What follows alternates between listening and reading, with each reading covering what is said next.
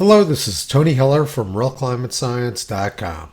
A new report from Oxford University says climate change could cost the global economy $23 trillion by the year 2050. And they said that switching from fossil fuels to wind and solar could save the world a whopping $12 trillion by 2050. So the implication is that burning fossil fuels causes bad weather, but using wind and solar prevents bad weather. And according to the report, coastal disasters like hurricanes are caused by the burning of fossil fuels. Let's take a look at the historical record to see if what they're saying is true. 8 of the 25 deadliest Atlantic tropical cyclones between 1492 and 1996 occurred right around the time of the Revolutionary War. This included the deadliest Atlantic hurricane in October 1780, which killed more than 20,000 people.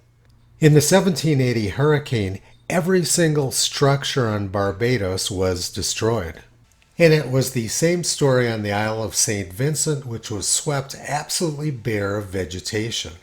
That happened on St. Vincent in both 1780 and 1898. The wind blew so strong in the 1780 hurricane that it stripped the bark off the trees. Meteorologists are of the opinion that this effect is produced on wind velocities of over 200 miles per hour. British Admiral Rodney wrote that the wind carried aloft 100 feet the heavy cannons of the ground fortifications. At least 24,000 people died in that storm, and that same year was the third deadliest Pacific typhoon. The July 1780 typhoon killed somewhere around 100,000 people. The typhoon moved along the coast of China and waves measured 72 feet. 1780 was a pretty rough year for weather. On May 19, 1780, the skies of New England were completely black with smoke from forest fires. May 19, 1780 was known as Black Friday in New England. Then a few weeks later, the hurricane season started. There were actually 5 devastating Atlantic hurricanes in 1780. On June 13, 1780, a hurricane swept over St. Lucia, Puerto Rico, and the Dominican Republic, killing between 4,000 and 5,000 people. On August 24, 1780, a hurricane struck New Orleans with winds between 160 and 180 miles per hour. The storm destroyed nearly every building on Grand Isle, Louisiana. Another hurricane at the beginning of October killed more than 1,000 people.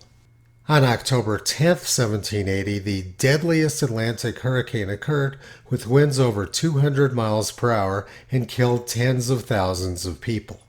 And later in October, another hurricane killed somewhere around 2,000 people. Almost 1/3 of the deadliest Atlantic hurricanes occurred around the time of the Revolutionary War, so it's going to be pretty difficult to blame them on fossil fuels. But to be fair, this list ended in 1996 and didn't include Hurricane Katrina in 2005. After Katrina, the press declared that that sort of hurricane was the new normal and said it was George Bush's fault. But after 2006, U.S. hurricane activity became very quiet.